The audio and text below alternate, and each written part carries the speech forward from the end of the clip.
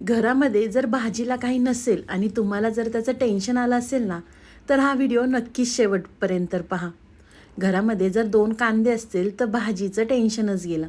Hi hello नमस्ते, स्वाती सांडभोर या YouTube चॅनलवर तुम्हा सगळ्यांचं अगदी मनापासून स्वागत करते.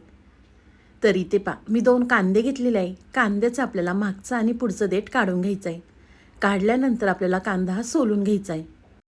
इथे मी दोन्हीसुद्धा कांदे सोलून घेते. कांदा जर काळ्या बुरशीचा असेल तर कांदे आपल्याला हे स्वच्छ धुवून घ्यायचे आहेत. तर इथे मी दोन्हीसुद्धा कांद्याची साल काढून घेतलेली आहे आणि कांदे स्वच्छ धुवून घेतलेले आहे. धुतल्यानंतर अगदी व्हिडिओमध्ये दाखवते ना त्या पद्धतीने कांदा चिरून घ्या. इथे मी कांदा मधोमध कट करून घेतलेला आहे. त्यानंतर अर्ध्या कांद्याची इथे मी 3 फोडी करून घेतलेल्या आहेत. कांद्याच्या 3 फोडी केल्यानंतर कांद्याच्या आपल्याला पाकळ्या काढून घ्यायच्या आहेत. अगदी व्हिडिओमध्ये दाखवले ना त्या पद्धतीने करून घ्या. काही वेळेस काय होतं, घरामध्ये भाजीला नसतं, काय करावं प्रत्येक गृहिणीला पडलेला प्रश्न असतो. तर सगळ्यांच्याच घरामध्ये कांदे असतातच. तर तुम्ही ही कांद्याची रेसिपी एकदा बनवून पहा. बनवली ना तर कढईमध्ये शिल्लकसुद्धा राहणार नाही, याची मी गॅरंटी देते. इथे मी तुम्हाला अर्धा कांदा चिरून दाखवलेला आहे. अर्ध्या कांद्याच्या आपण पाकळ्यासुद्धा करून घेतलेल्या आहेत. अशाच पद्धतीने इथे मी दुसरासुद्धा कांदा चिरून घेते. या ठिकाणी मी 2 कांदे वापरणार नाही आहे, या ठिकाणी मी 1.5 कांदा वापरलेला आहे. अर्धा कांदा कुठे वापरायचा तो पुढे तुम्हाला मी सांगते. कांदा चिरून घेतल्यानंतर एका डिशमध्ये काढून घेते. इथे मी मिक्सरचं भांडं घेतलेलं आहे. मिक्सरच्या भांड्यामध्ये आपल्याला इथे मी मगज बी अर्धा तासांसाठी भिजत ठेवली होती. त्यामधलं आपल्याला पाणी काढून घ्यायचं आहे. काढल्यानंतर आपल्याला मिक्सरच्या भांड्यामध्ये घालायचे. इथे मी लाल बुंद आकाराचे छोटे 2 टोमॅटो घेतले होते. आपल्याला रफली चिरून घ्यायचे आहेत. टोमॅटो घातल्यानंतर इथे मी 10 ते 12 लसूण पाकळ्या, आलं मिक्सरमधनं आपल्याला बारीक वाटून घ्यायचं आहे. अगदी या पद्धतीने वाटण आपलं तयार झालेलं आहे. एका साईडला कढई गरम करून घेतलेली आहे. कढईमध्ये आपल्याला अर्धा चमचा तेल घालायचं आहे. तोपर्यंत तुम्ही माझा व्हिडिओ इथपर्यंत पाहिलाच आहे आणि व्हिडिओ थोडा तरी आवडला असेल ना तर व्हिडिओला 1 लाईक नक्कीच करा. साईडचं बेल आयकॉनसुद्धा प्रेस करा, म्हणजे तुम्हाला माझे नवीन व्हिडिओचं नोटिफिकेशन सगळ्यात आधी येईल.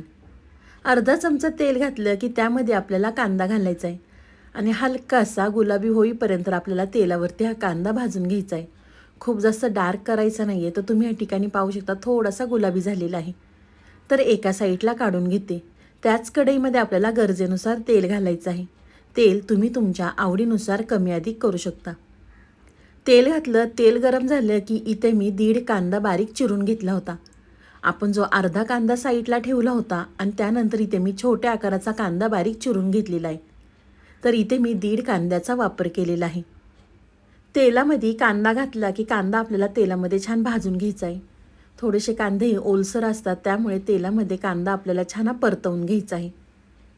तर तुम्ही या ठिकाणी पाहू शकता मी कांदा छान परतवून घेतलेला आहे. त्यानंतर आपल्याला तयार केलेलं वाटण घालायचं आहे. वाटणामध्ये मी मगज बी वापरलेले आहे ना, तुम्ही भिजवलेले 5 ते 6 काजूसुद्धा यामध्ये वापरू शकता. वाटण घातलं की वाटणसुद्धा आपल्याला तेल सुटेपर्यंत परतवून घ्यायचं आहे. तर तुम्ही या ठिकाणी पाहू शकता वाटणाचा रंगसुद्धा बदललेला आहे आणि छान तेल सुटेपर्यंत मी परतवून घेतलेला आहे. त्यानंतर इथे मी अर्धा चमचा जिरे पावडर, 2 छोटे चमचे धना पावडर वापरलेले आहे. तुम्ही जिरे पावडरच्या ऐवजी जिरेसुद्धा फोडणीमध्ये वापरू शकता. त्यानंतर यामध्ये मी अर्धा चमचा गरम मसाला, अर्धा चमचा किचन किंग मसाला घातलेला आहे. तुमच्याकडे जे मसाले अवेलेबल असतील ते सुद्धा तुम्ही यामध्ये वापरू शकता. रंगासाठी काश्मीरी मिरची पावडर 1 चमचा आपल्याला मिरची पावडर घालायची आहे. पाव चमचा हळद घालायची. मसालेसुद्धा वाटणामध्ये छान आपल्याला परतवून घ्यायचे आहे.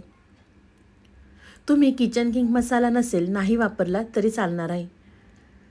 मसाले परतल्यानंतर त्यामध्ये आपल्याला 3 ते 4 चमचे फ्रेश दही घालायचं आहे. दही घातल्यानंतर आपल्याला एकसारखं हे हलवून घ्यायचं आहे, म्हणजे दही फुटणार नाही. दही घातलं की दही आपल्याला तेल सुटेपर्यंत परतवून घ्यायचं आहे. तुमच्या लक्षात आलंच असेल की आज आपण कांद्याची भाजी तयार करतोय. तुम्ही जर एकदा या पद्धतीने कांद्याची भाजी तयार केली ना तर लहानांपासून मोठ्यांपर्यंत सगळेजण आवडीने खातील. अगदी हॉटेलच्या भाजीलासुद्धा मागे सरेल एवढी भन्नाट चवीची भाजी तयार होते. तर तुम्ही या ठिकाणी पाहू शकता वाटणाला रंगसुद्धा किती सुंदर आलेला आहे आणि दहीसुद्धा तेल सुटेपर्यंत या ठिकाणी आपण परतवून घेतलेलं आहे. त्यानंतर आपल्याला त्यामध्ये कांदा घालायचा आहे आणि परत एकसारखं मिक्स करून घ्यायचं आहे. कांदा वाटणामध्ये छान व्यवस्थित मिक्स केला की त्यामध्ये आपल्याला गरजेनुसार पाणी घालायचं आहे. आपण मिक्सरच्या भांड्यामध्ये वाटण वाटलं होतं ना, त्यामध्येच इथे मी थोडंसं पाणी घेतलेलं आहे. तुम्हाला ही भाजी किती दाटसर हवी किंवा किती सैलसर हवी त्यानुसार इथे तुम्ही पाणी कमी जास्त करू शकता. पण ही कांद्याची भाजी थोडीशी दाटसर असेल ना, तर हॉटेलसारखी भाजी खायला लागते. तर इथे गरजेनुसार पाणी घातलं की परत एकसारखं मिक्स करून घेतल्यानंतर आपल्याला चवीनुसार मीठ घालायचं आहे. तुम्ही जर या पद्धतीने कांद्याची भाजी केली ना, तर कढईमध्ये शिल्लकसुद्धा राहणार नाही. फक्त एकदा करून पहा आणि घरातल्यांना खाऊ घाला. गरजेनुसार मीठ घातलं की एकसारखं परत मिक्स करून घेतल्यानंतर आपल्याला झाकण ठेवायचं आहे आणि बारीक गॅसवर आपल्याला ही भाजी उकळून घ्यायची आहे. तर 3 ते 4 मिनटं झाल्यानंतर इथे मी झाकण काढलेलं आहे. त्यानंतर आपल्याला इथे 1 चमचा कसुरी मेथी घालायची आहे. कसुरी मेथी घातली की परत एकदा मिक्स केलं की त्यावरती आपल्याला परत झाकण ठेवायचं आहे. म्हणजे कसुरी मेथी घातलेली नाही, त्याचा फ्लेवर भाजीमध्ये उतरतो आणि भाजी खायला अजून चवदार लागते. इथे मी मिक्स करून घेतल्यानंतर परत 2 ते 3 मिनटासाठी झाकण ठेवते. ह्या भाजीचा वास आहे ना, अगदी घरभर सुटला होता बरं का. बघता क्षणी खावीशी वाटती चटपटीत कांद्याची भाजी.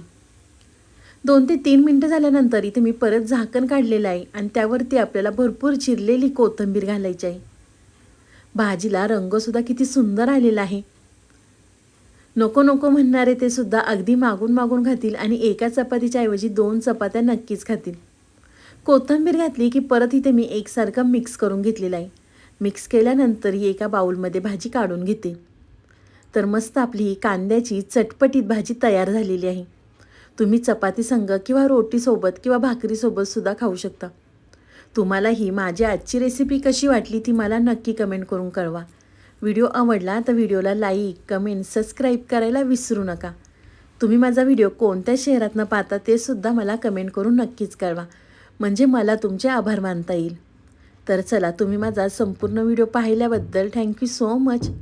पुन्हा भेटूया असाच एक छानसा व्हिडिओ घेऊन. तोपर्यंत मस्त खा, स्वस्त राहा. बाय.